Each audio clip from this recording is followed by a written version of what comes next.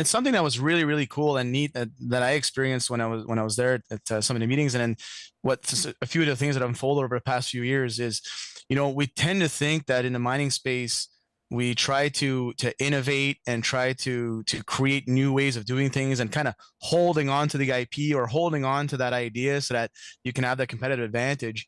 And that was something that I saw that was super unique with the group, was that it's like, hey, these are all the creative ways that we found to do our work safer, faster, better kind of thing. And then everybody has that forum to share their experiences that way and learn from it without that fear of jeopardizing their competitiveness or the integrity of the business.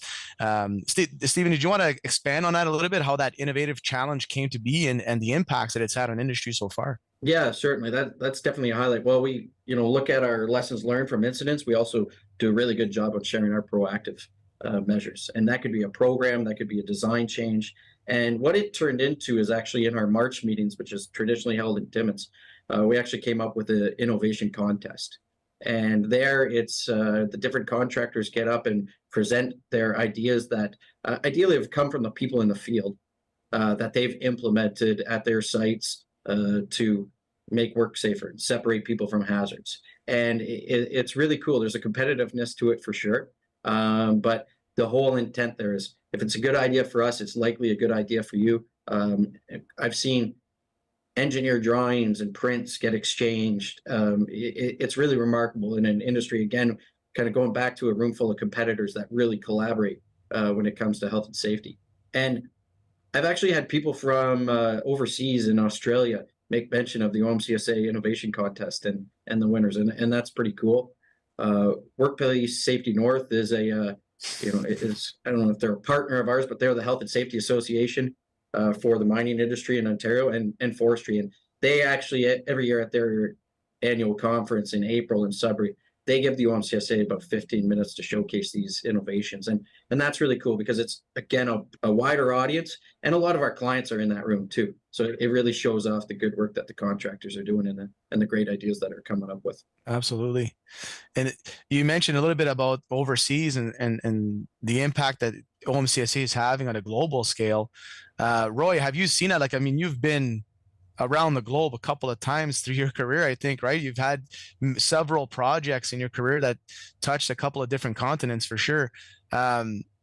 What's your take on how unique and special that, what OMCSA is bringing to the table in Ontario in contrast to what you've seen elsewhere? Well, first of all, I haven't seen anything like it elsewhere, to be quite honest. I've been involved in lots of safety initiatives and associations, and haven't seen the owners do this either, which is interesting because theoretically they're not as competitive as the contractors. But what does happen, it's called the Ontario Mine Contractor Safety Association, but in reality, the members work across Canada and around the world. We do see incidents that contractors present that happen in some of their operations overseas. And an innovation that's presented at one of these meetings could very easily show up in Mongolia or South Africa or Australia because the members work in all of those places. So what happens in the Ontario Mine Contractors, I was thinking of Vegas. What happens in Vegas stays in Vegas.